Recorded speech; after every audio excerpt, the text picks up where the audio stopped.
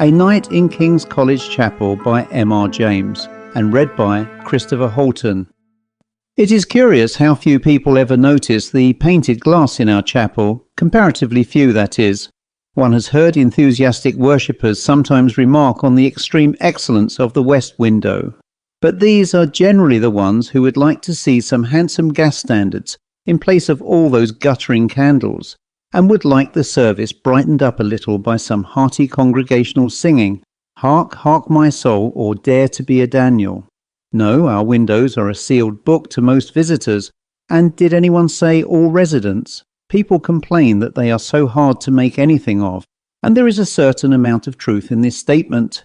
Indeed, the object of this paper is to throw some little light on the erudition of these masterpieces of medieval art. I must remind you that in the year 1754, I had written so much of an article on the windows intended for the Cambridge Review, sitting in one of the stalls of the chapel after an afternoon service, and at that point I stopped for a little, and gradually succumbing to the associations of my place, fell into a doze. You will guess the next sentence, and I will not therefore pain you with the repetition of it. I was awake by the south door banging to, and discovered that I was locked in. Under the circumstances, there is no chance of making yourself heard except by ringing the bell, and for the moment I was too surprised and lazy to do anything at all. There I sat. The moon was shining, and I could see some of the figures in the windows, which pleased me, and I fixed my attention on that which represents Reuben looking at the empty well where he expected to find Joseph. To my horror, I saw him distinctly lower his arms, which had been raised over his head in surprise, retire to the edge of the well and sit down on it. Then he yawned. I heard him, and began feeling about in his drapery.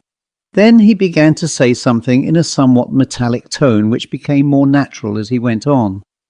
"Well, I suppose that fella Joseph has took and gone off on one of his larks. I thought he weren't in that pit, and now for a pipe." Yes, he said a pipe. You may imagine my feelings when, apparently from the bosom of his red shirt, he produced an extraordinarily murky clay, filled it, struck a match on the stonework of the well, and lit up, so that soon an odour as of the worst variety of shag stole over the sacred edifice. But Reuben was not destined to enjoy his evening smoke altogether undisturbed. Just opposite to him is a representation of the manna falling in the shape of large half-crowns, and I was suddenly brought to a recollection of this by hearing a sharp rattling sound and seeing Reuben start, draw up his leg and begin rubbing his shin, muttering execrations. Suddenly he put down his pipe on the edge of the well and advanced to the foreground in a sad state of anger. "Moses," he said, "I've spoke about this time and again. If you can't keep them children of Israel in better order, I shall speak to the governor to have you took out of that and put in one of the broke windows. You knows right well it'll be done too. I will not have them throwing of their manna at me, and to my thinking, you want all the manners you can get yourself. You haven't got none to spare. I may be only a type, but I ain't going to be put upon." There was a dead silence at this, followed by a whispering in the manor window. Then Moses, as well as I could make out, for he was on the same side as I, stepped forward and apologized, saying that his attention had been diverted for the moment, and promising that the offence should not be repeated. This explanation, which seemed to satisfy Reuben, was followed by a smart application of Moses's rod to the backs and shoulders of some of Reuben's descendants. He even sent across one of the messengers who occupy the middle lights to borrow the rod belonging to his double in the scene with the golden calf. But you must not suppose that these were the only windows which assumed so new an aspect. There was a perfect buzz of conversation on all sides, voices male, female, and animal. I noticed that all the New Testament lights remained dark and inanimate, while the types and messengers and Pontius Pilate seemed to be lighted up from some internal source. "Do get up," said Naomi from her position at the east end to her deceased husband. "Who do you suppose is a-going to set and cry over you all night as well as all day?" And Elimelech got up in a submissive manner and muttered something about going across to see Job. Job's wife, who you will remember is scolding him, usually assisted by a hideous demon, was rather inclined to continue the process now, as I judged from her opening words. Sitting there as naked as Adam on that nasty filthy dunghill in a perfect coat of dirt. You ought to be ashamed of yourself, etc., etc. But here even the demon interposed and said he wasn't going to stand by and see the gentleman put upon. If Mr. Job didn't choose to stand up for himself, and a more affable gent he never see, then it was time his friends stood up for him. And as to sitting on dunghills and having no clothes to wear, well, all he should like to know was who brought him to it.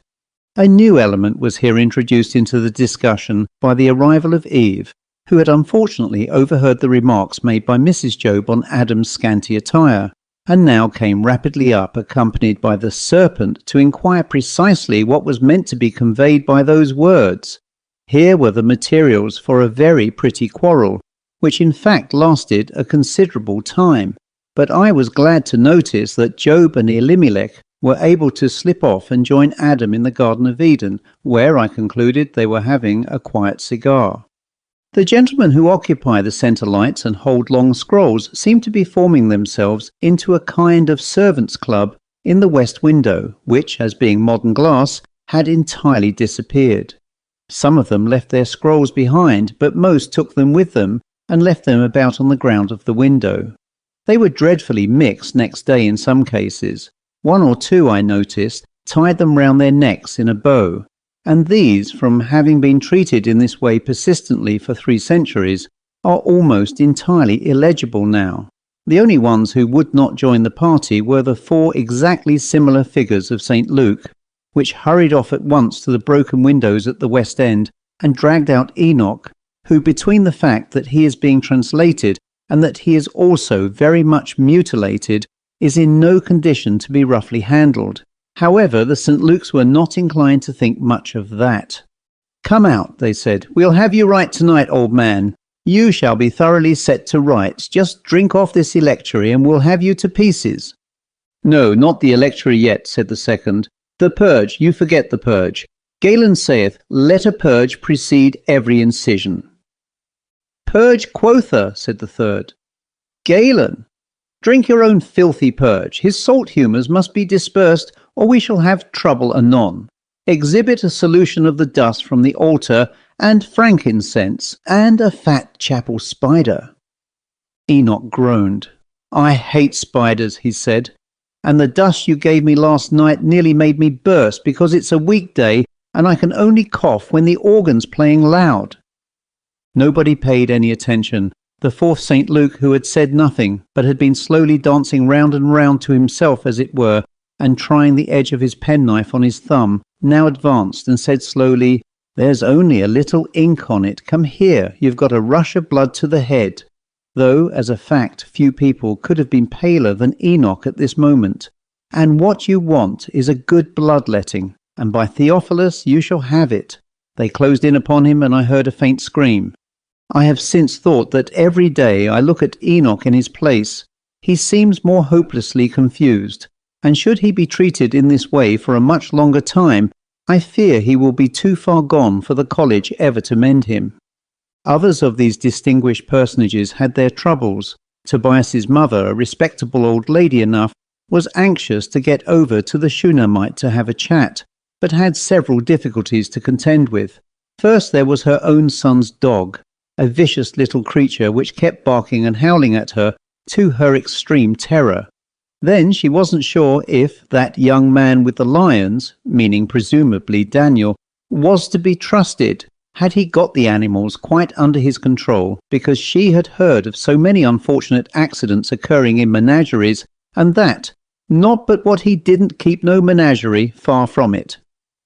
These imputations Daniel indignantly repudiated, but there seemed some ground for them, inasmuch as one of the curious breed of lions, which the 2 Daniels keep, had just made an ugly rush at King Darius, and this had so frightened the angel in the next window, who is carrying Habakkuk by the hair, that he let that unhappy seer fall right into the den, where the promptest action on the part of Daniel was required to avert destruction.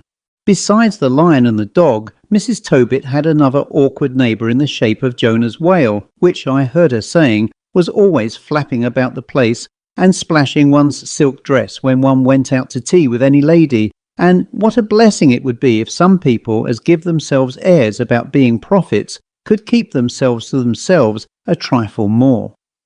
An innuendo which so moved Jonah that he said, with some asperity, that he had yet to learn that a prophet, even though he might have only 5 chapters, wasn't a cut above an old woman out of the Apocrypha with 6 verses to bless herself with. Besides, wasn't it a trifle mean to complain of a harmless animal like that whale, which after all was very likely only an allegory? To which Mrs. Tobit, together with much other matter, retorted that if it was a whale, it couldn't be an allegory. She hoped she'd learnt her geography better than that when she was a girl, and allegories didn't live at Nineveh but Egypt.